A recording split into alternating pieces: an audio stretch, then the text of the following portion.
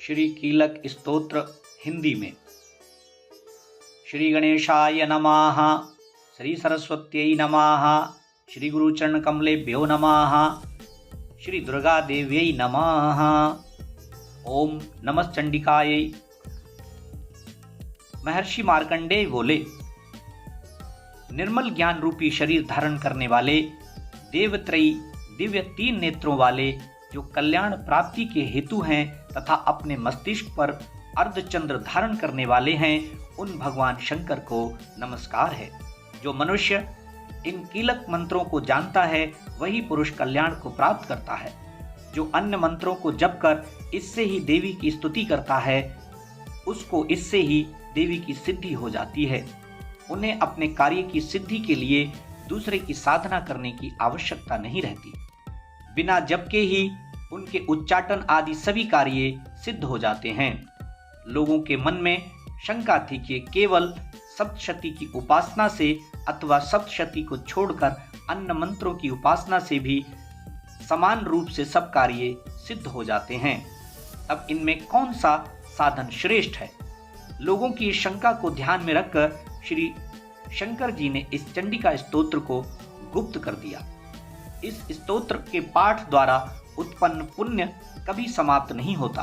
साधक सभी प्रकार क्षेम प्राप्त कर लेता है, इसमें कोई संशय नहीं। जो पुरुष सावधान होकर कृष्ण पक्ष की चतुर्दशी या अष्टमी को भगवती की सेवा में सर्वस्व समर्पित कर देता है और फिर उसे प्रसाद रूप में ग्रहण करता है, उसी से दुर्गा देवी प्रसन्न होती हैं, अन्यथा नहीं। इस प्रकार श्री शंकर जी ने सिद्धि रोकने के लिए कीलित किया है।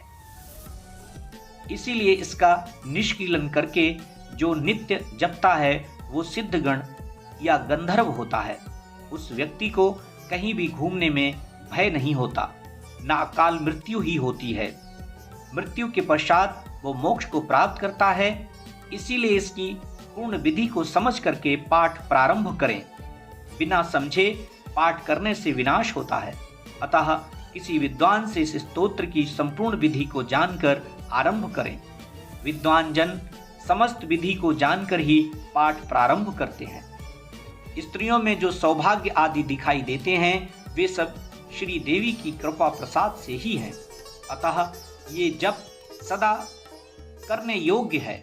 जो पुरुष इस स्तोत्र का धीरे धीरे मंद स्वर में पाठ करते हैं उनको थोड़ा फल मिलता है, उच्च स्वर में अधिक फल मिलता है एवं सभी सिद्धियां प्राप्त होती हैं। इसलिए इसका पाठ उत्साह से और उच्च स्वर में करना चाहिए। इसके प्रसार से ऐश्वर्य, सौभाग्य, आरोग्य, संपदा, शत्रुनाश तथा उत्तम मोक्ष प्राप्त होता है। अतः ऐसी जगत जननी माता की स्तुति अवश्य करनी चाहिए। इति देव्याः कीलक स्तोत्रम संपूर्णम्।